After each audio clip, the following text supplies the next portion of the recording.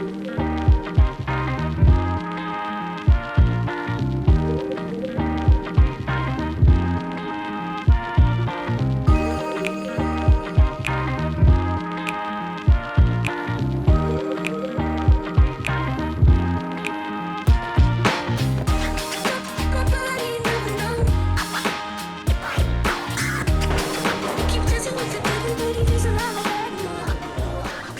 everyone, it's been a while. This is Alex Stevenson here, and I am currently in Da Nang City, which is a coastal city about halfway up the country in Vietnam.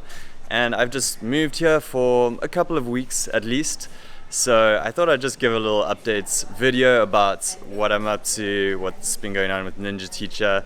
I was also living in Taodien, which is a district or ward in District 2 in Ho Chi Minh City. And I did the apartment tour video there if you are interested in checking that out. And so I've got a few thoughts on living there, and also just first impressions of Da Nang as a place to stay and live, maybe working online if you're teaching English online, or as a potential destination. So let's crack into it. And look who we have here in Da Nang. What's up, guys? It's Eddie. Long time no see. So if you guys have been watching this channel for a while, you would know Eddie from working at Ninja Teacher must be almost 2 years ago now. It's a year and a half. It was like the end of 2018. So Eddie was a program advisor, so he would chat to people who were interested in teaching in Vietnam. Yeah. Among a slew of other things. Yeah, that's true. Yeah. Startup life. And how are you enjoying Da Nang now? I absolutely love Da Nang. I kind of at first I wanted to leave Vietnam, but I said, hey, let me go spend a little time in Da Nang. And yeah, I absolutely fell in love with this place. Great work-life balance, beautiful beach, still plenty of stuff to do. So it's not as big as Saigon or Hanoi, but I still find there's enough to do. And we're in this cool little cafe getting some work done. It's called The Hideout. And yeah, it's just got a cool vibe, nice big desk to work from. So a few thoughts on Taodien. So that is the ward in Ho Chi Minh City that's in District 2 that's often known as the foreigner area. And that's because a lot of families live there, quite a lot of English teachers.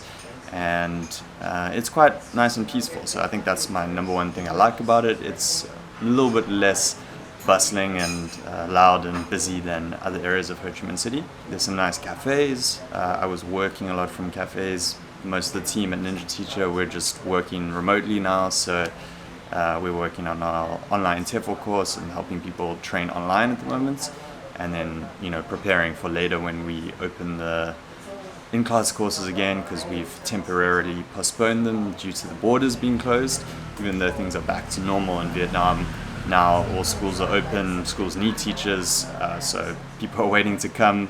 If you're one of the people signed up for one of our courses, we're just waiting, we're ready for you guys, we're just waiting for the borders to open. But in the meantime, that's why I'm in Da Nang, just taking a bit of a break. I was working from cafes, staying in Taodien. There's some nice restaurants there. There's actually some good Vietnamese food there too. I kind of expected there not to be, or to be very expensive, and I'd say it's a little bit more expensive than very local areas, but not hugely expensive. You can still get a bowl of pho for $40,000, $2, and other Vietnamese food. So there's definitely good options. And then there's all the Western restaurants too. You can get quite a lot of good stuff. Everything from Italian to smoothie bowls, and actually not so much smoothie bowls, lots of smoothie places. So there was this place called Fresio I was going to every morning and getting a smoothie, which was great. Got a couple of clips of that I'll show now. And there's some, I would say, quite chill, relaxed nightlife. Nothing super exciting. There's a few venues that do have interesting events on, this one place called Saigon Outcast, which has a big space, and then they regularly have different events. So I actually went to the Gin and Rum Festival with some international gins and rums and some local rums, and had a pairing of chocolate and gin. it was quite cool, very busy. So there's occasionally events like that, but for the most part, it's mostly just chill bars and kind of get-together spots. Versus District 1, there's a lot more clubs and bars that are a bit more exciting, I would say. So with it being rainy season at the moment, it rains like for a solid period almost every day. It kind of clears up in the morning and then rains in the afternoon or early evening, something like that. But that's just how it is for a few months during rainy season, from about May, June to October, I think, something like that. And Taodien does flood a little bit, so the drainage systems are not that great. So there's up to like knee-deep water sometimes on the roads. If you're riding a motorbike, like the motorbikes will be half covered in water. And one of the things I really liked about it was that I could walk around to pretty much everywhere in Taodien. So I didn't even have a motorbike for that month, and that was really nice because most other places you do actually need to have a motorbike, or take motorbike taxis or take normal Grab cars. There's an app called Grab, if you didn't know about it, that you can just call it a taxi or a motorbike like Uber. And then I would say the other big thing that I enjoyed was that I had a rooftop pool. So if you didn't check out the apartment video, you can see what it was like. And I would just like go up every morning, have a coffee on the rooftop, have a swim, walk around to cafes, work from cafes, get lunch in different places. So, you know, that was really nice. Hello, how's it going? One other downside is it's kind of hard to get out of Taodien into different districts. So getting into Bintan or District 1 or even other areas of District 2, it's just kind of a pain to get out. It takes a little while, and there can be traffic going in and out over the big bridge into D2. So if you're working in other districts, which you will be, there's like, unless you're working at international school, there's a few international schools there, but there's no English centers in Taodien, so you will have to travel. And if it's anything other than another area of D2 or in Bintan district, then you're probably gonna have to drive quite a long way. So that's something. Definitely don't get a long-term accommodation there until you've got a job and know where you're teaching. You know, I thought it was nice. I thought it was a nice place to stay for a month, and I enjoyed it, and I felt really relaxed there, which was good. So I thought while I was working remotely and while I have this time, I might as well explore a bit more. Haven't been traveling as much for a while because it's just the last couple of years have been really hectic.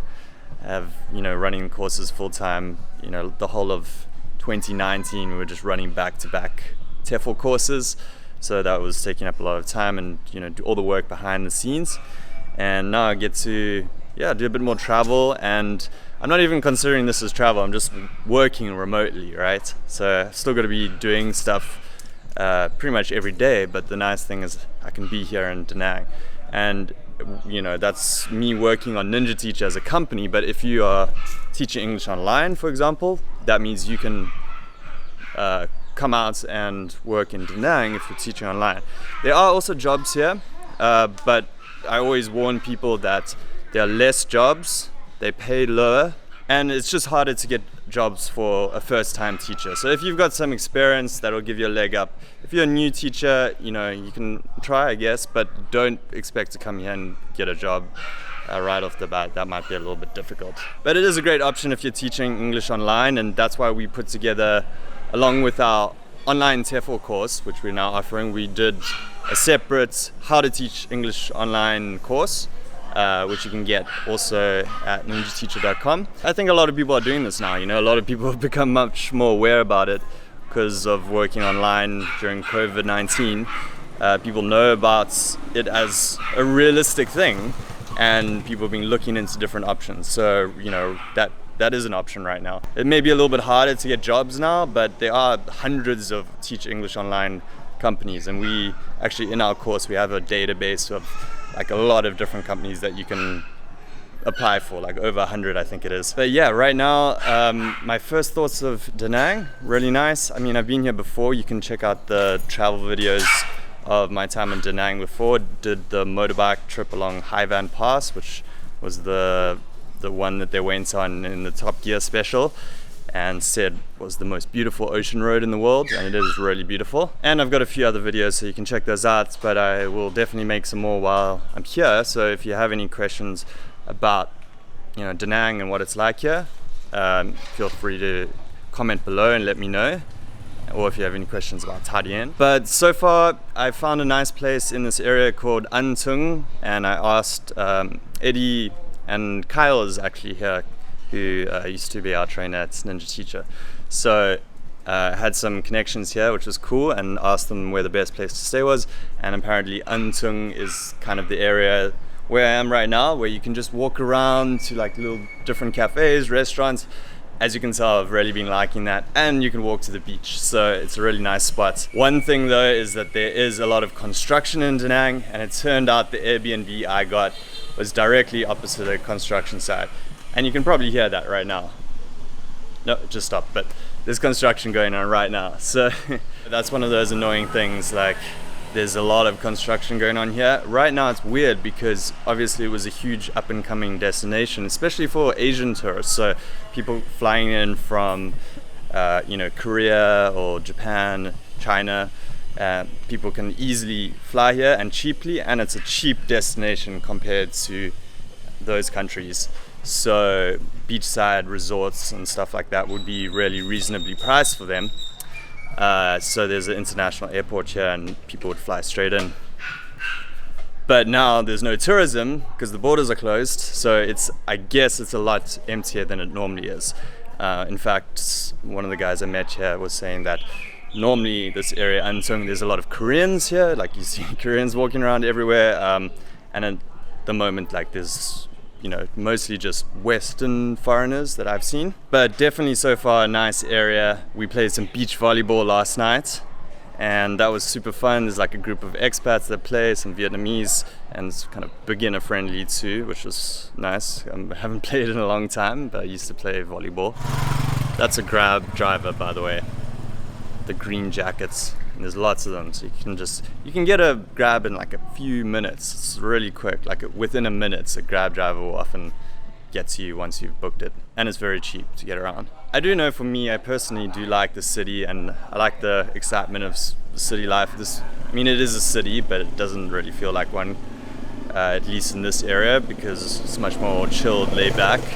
So I'm quite happy to be here and enjoying it so far. And I'm going to stay for at least 2 weeks and then see from there. I might stick around a bit longer as I'm quite flexible at this point. Obviously I need to be ready to go back to Ho Chi Minh City as soon as borders open and we start running the courses again. These alleys are really pretty. Like that's one of the things I love in Vietnam is alleys. Just Vietnamese alleys. They're always great. They've got so much personality and very cute little buildings. Like, okay, that's a bad example. It's like an ugly pink building. But yeah, a lot of character. It's the alleys in Vietnam. Seems like Da Nang's the same. Thank you. Yeah. Right, how was your work sesh? Yeah, it's good. Good. All Get right. a little copywriting in, a little Amazon work. So, Cool. jack of many trades. Yeah. Eddie's heading off on his bike. See you later. Cheers.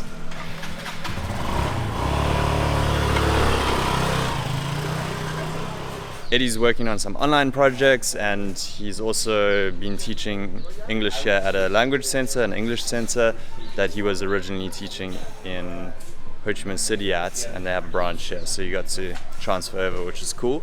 And a lot of people are doing that these days. They're working on some cool side projects, or you know, doing something online, or just doing hobbies and stuff in their free time. Because if you don't know, teaching English in Vietnam is typically 20 to 25 hours of work, you know, maybe some lesson planning on top of that, so, but maybe 30 hours.